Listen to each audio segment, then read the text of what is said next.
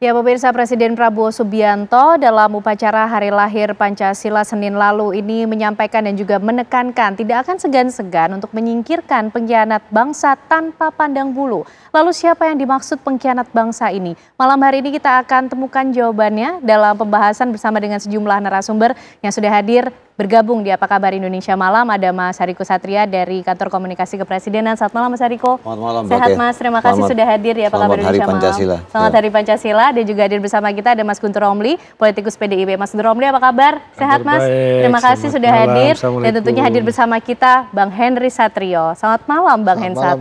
Oke, dan juga bergabung melalui sambungan Zoom ada politikus Gerindra Bang Daniel Anzar Simanjuntak. Selamat malam waktu Indonesia Bang Daniel. Assalamualaikum.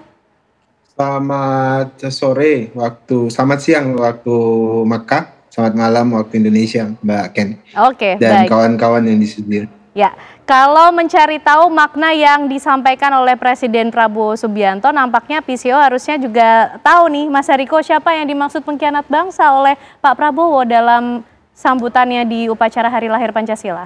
Ya, terima kasih Mbak Ken. Jadi Presiden kita Bapak Prabowo Subianto itu menempatkan kesetiaan terhadap bangsa dan negara itu jauh sekali di atas kesetiaan terhadap dirinya secara pribadi. Makanya Presiden mengatakan kepada seluruh anggota Kabinet Merah Putih, jangan setia terhadap Prabowo Subianto, tapi setialah terhadap bangsa dan negara. Itu terus-menerus diluruskan cara berpikir kita semua. Kemudian penekanan Presiden adalah jangan sampai korupsi. Jangan sampai uang rakyat ini digunakan untuk kepentingan pribadi. Itu terus-menerus disampaikan oleh Presiden. Karena Presiden kita benar-benar tidak ingin orang-orang yang sudah dipilih oleh beliau ini menyakiti hati masyarakat. Ini korupsi. Karena korupsi ini kan mengerikan sekali. Kalau kita lihat 20 tahun terakhir, dari tahun 2004 sampai tahun 2024, itu lebih kurang ada 618 kasus korupsi yang melibatkan pemerintah daerah. Ada 167 kepala daerah yang terjerat kasus korupsi. Oleh karena itu, Presiden terus-menerus mengatakan, bersihkan dirimu sebelum masyarakat yang membersihkan kita. Dan program-program ini kan jumlahnya besar sekali uangnya, ya. Dan kita bersyukur ya hari ini cek kesehatan gratis sudah 7 juta orang yang menerima manfaat. Makan bergizi gratis, tahu sendiri anggarannya cukup besar dan sekarang sudah 4,5 juta orang yang menerima manfaat. Kemudian juga ada sekitar 1.500-an dapur, 65.000 orang sudah bekerja, dan 10 juta orang sudah mendapat 10 juta orang tua sudah merasakan manfaatnya. Presiden Prabowo Subianto terus menekankan itu, tapi ditahan dulu Mas Hariko. Coba kita tanya juga ke Bang Daniel. Bang Daniel, kalau melihatnya siapa sih yang dimaksud oleh Pak Presiden Prabowo Subianto yang disampaikan pengkhianat bangsa, tidak setia kepada negara, dan lagi-lagi kemudian mengingatkan jangan bermain-main kepada siapa saja yang coba-coba untuk menyelewengkan anggaran? Iya, sebenarnya ini adalah keresahan Pak Prabowo sejak lama ya. Pada satu momentum Pak Prabowo pernah berdiskusi dengan kami terkait dengan Pancasila. Beliau menyampaikan apakah sebenarnya Pancasila kita ini hadir sebagai ideologi bangsa atau sekedar pajangan sebagai propaganda, pidato dan sebagainya. Kenapa? Karena ini yang harus kemudian kita evaluasi terus-menerus. Bagaimana kemudian menghadirkan Pancasila di setiap kebijakan dan nafas dari kebijakan pemerintah Indonesia. Nah, salah satu memang yang mendestruksi nilai-nilai Pancasila itu hadir untuk menghadirkan kesejahteraan bagi seluruh rakyat Indonesia itu adalah korupsi. Tidak ada di dunia ini yang kemudian maju kalau kemudian korupsi masih ramai. Dan itu yang selalu menjadi keresahan Pak Prabowo. Bahkan ketika Pak Prabowo menjadi Menteri Pertahanan, beliau menemukan banyak praktek-praktek rente, perburuan rente yang masih dipraktekkan pada saat itu. Pun demikian pada saat ini. Keresahan-keresahan itu kemudian dimanifestasikan Pak Prabowo ketika beliau menjadi presiden pada saat ini. Bahkan dengan cara-cara yang sebenarnya itu sangat smooth. Dalam konteks sangat smooth saya maksud adalah Pak Prabowo memperingatkan kepada seluruh jajaran eksekutif dalam hal ini birokrasi untuk segera berbenah diri. Pak Prabowo masih membuka ruang kepada semua pihak untuk berbenah diri, atau dalam bahasa agama bertobatlah segera. Artinya Pak Prabowo sudah mulai mendeteksi ada yang mulai nakal-nakal kah, Bang Daniel? Iya betul, jangan jauh-jauh Mbak. Misalnya saya 7 tahun menjadi juru bicara Pak Prabowo, hari ini kemudian saya mengurusi perhajian. Bayangkan haji yang salah satu simbolisasi puncak ibadah seorang muslim, itu bisa ada manipulasi dan korupsi.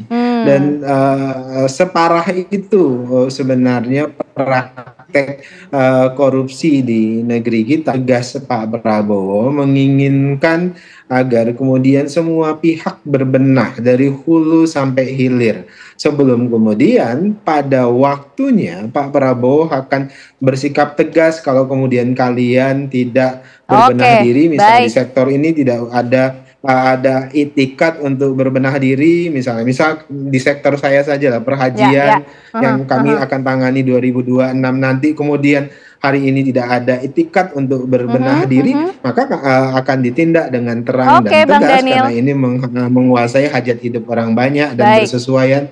Kita tangkap poinnya Bang Daniel. Bentuk keresahan Pak Prabowo masih diberi kesempatan untuk berbenah diri, tapi Mas Guntur ini disampaikan momennya pada upacara Hari Lahir Pancasila. Di situ Bu Mega juga hadir, Mas Guntur. Apa kemudian yang bisa dimaknai? Ya, kalau saya memahami yang disebut dengan pengkhianat oleh Pak Prabowo, kemudian di konteksnya ada lahir Pancasila, maka adalah orang yang berkhianat kepada Pancasila, orang yang tidak setia kepada negara. Itu kan kutipannya Pak Prabowo. Yang tidak setia kepada Undang-Undang Dasar, ya, itu akan kami singkirkan. Jadi ini tegas, ini soal pengkhianatan kepada dasar negara, kepada negara itu sendiri, ancaman terhadap negara, dan disebutkan tidak pandang apa sukunya, apa partainya, atau keluarga siapapun.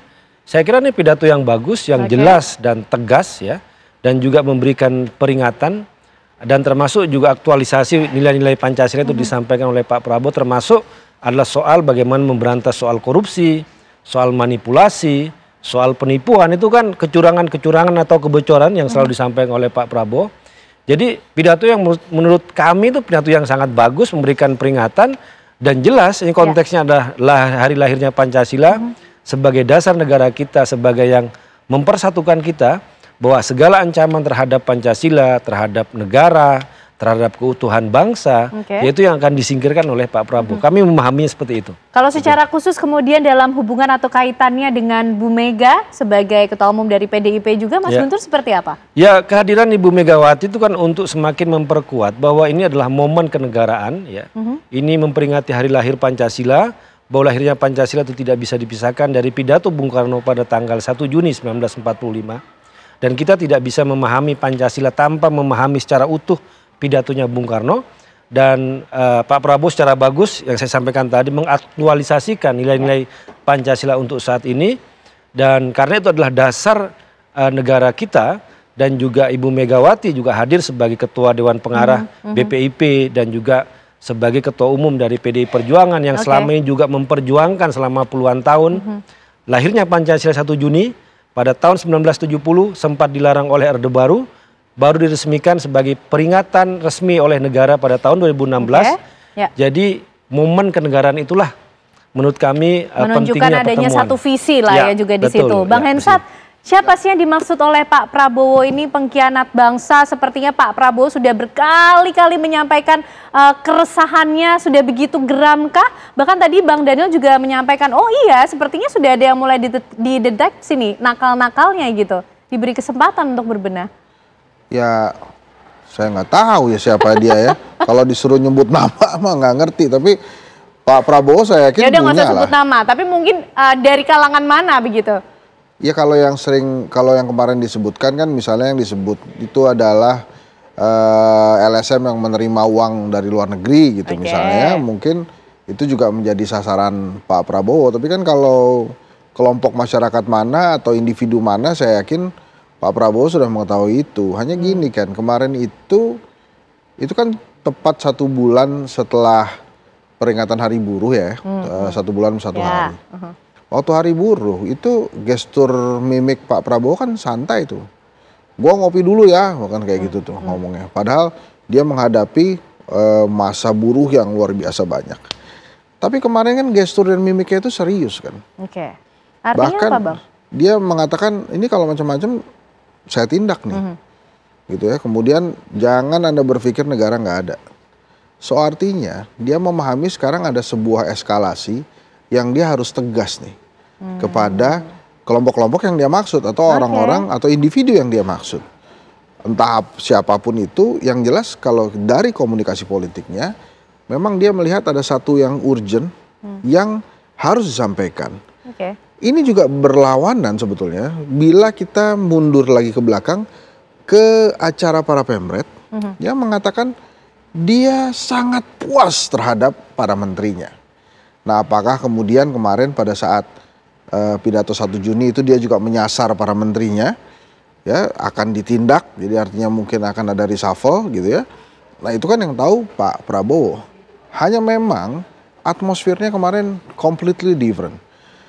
Kalau kita lihat bagaimana bersahabatnya Pak Prabowo pada saat di ruang meja makan ya, atau pada saat berjalan dengan Ibu Mega dan Gibran, begitu bijaknya beliau itu menempatkan Ibu Mega di depan Gibran sebagai wapresnya.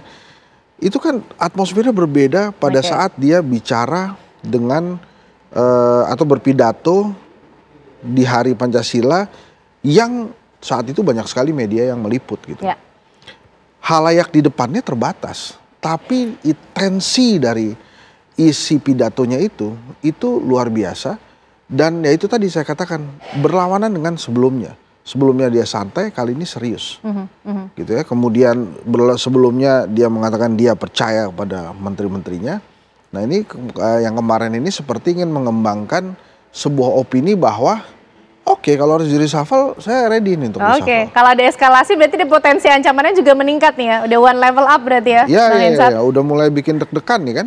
Kemarin itu. Udah SP berapa berarti ya ini ya keluarnya untuk orang-orang yang dimaksud oleh Pak Prabowo. Karena tadi juga disampaikan ini pejabat-pejabat yang tidak sanggup bekerja dengan bertanggung jawab dengan baik, mundur saja. Sebelum saya tindak. Nah, sebelum ditindak. Apakah kemudian yang dimaksud pejabat-pejabat ini adalah di lingkungan kementerian? Mas Hariko mungkin tahu jawabannya, tapi dijawabnya nanti ya Mas, usai jeda kami kembali untuk Anda.